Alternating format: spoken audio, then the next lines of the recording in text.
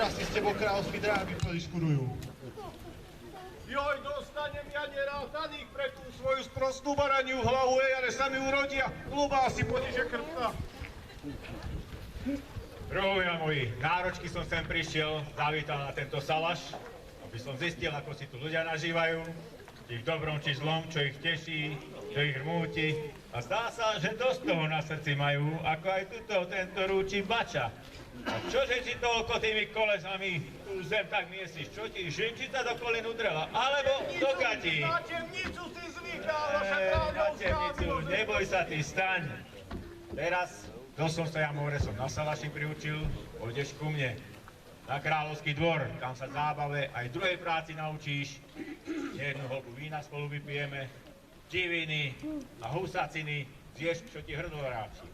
Ale najprv, aký bol lov, môj kráľovský synu?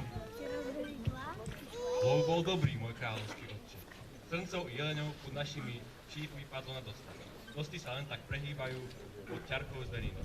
Ale keď sme zišli na okraj doliny, vybehol na nás zrazu obrovský medveď. A jeho kráľovská milosť statočne sa držala, s bodákom sa šelme postavila.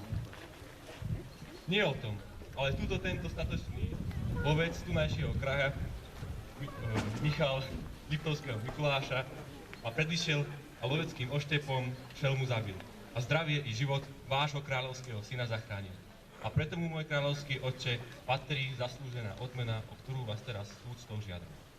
No už keď je tak, urobíme po práve, tak aby bolo učinené právu na zrodených mužov z stolice Liptovskej a celého kráľovstva počítame a do daru ti dávame majetok pri obci Ondrašová, na ktorom sa v našej kráľovskej službe budeš statočne držať.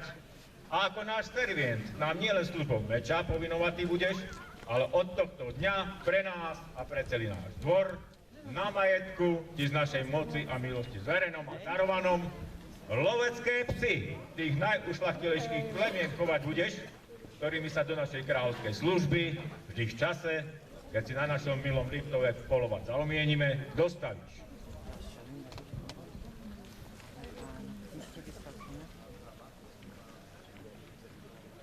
Nech sa tak stane. Postaň.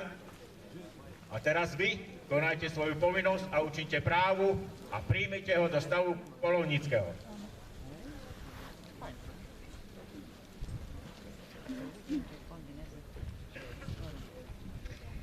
Svätohuberská tradícia je súčasťou poľovníckej kultúry už stáročia. Ja nespútaný mladík, ktorého podľa legendy prostredníctvom jelenia so svietiacim krížom medzi parohmi Boh priviedol k pokore, úcte a zodpovednosti. Pozdravmi, rečou, ceremóniami, ktoré vám chcem aspoň symbolicky ukázať.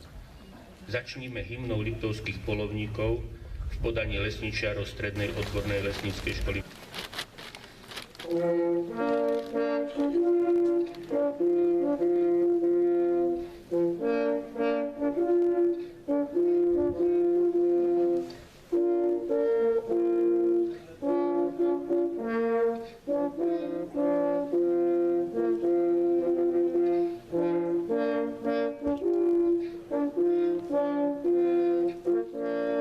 Dáva to možnosti a šance ďalším nádejnejším jedincom.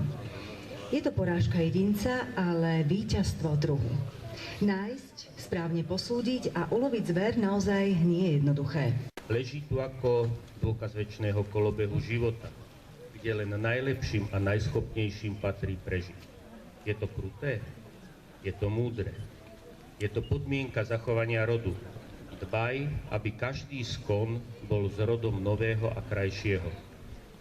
Pozri na ten majestát lovec a skloň v pokore hlavu. Stojíš tu ako víťaz a zákonodarca, no svedčí ti pokora a úcta. Pýcha prináša skazu.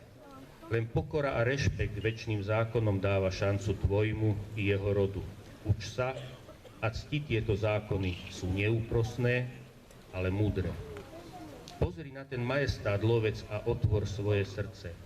Je v ňom stelesnená neprístupnosť horských výšin, tajomnosť lesných húštin i blúdne teplo lúk. Celý tento kraj je taký ako on. Tento kraj a on môžu existovať len spolu vo večnom kolobehu zániku a zrodu. Nepripust koniec jedného z nich, lebo zahynie i druhý a spolu s nimi sa stratíš i ty. A teraz dnes sa k horám srdečné lovu zdar.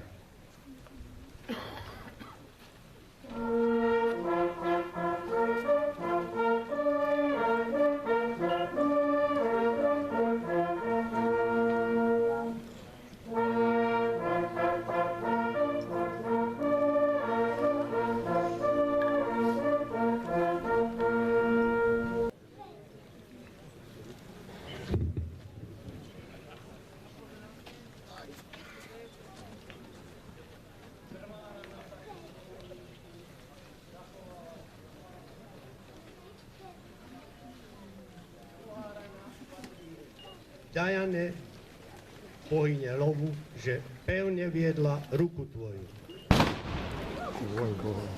Tretia rana patrí tebe, milý druhu, vítam ťa do nášho kruhu. V mene svätého Huberta, patrona polovníkov, pasujem ťa za lovca jelenov.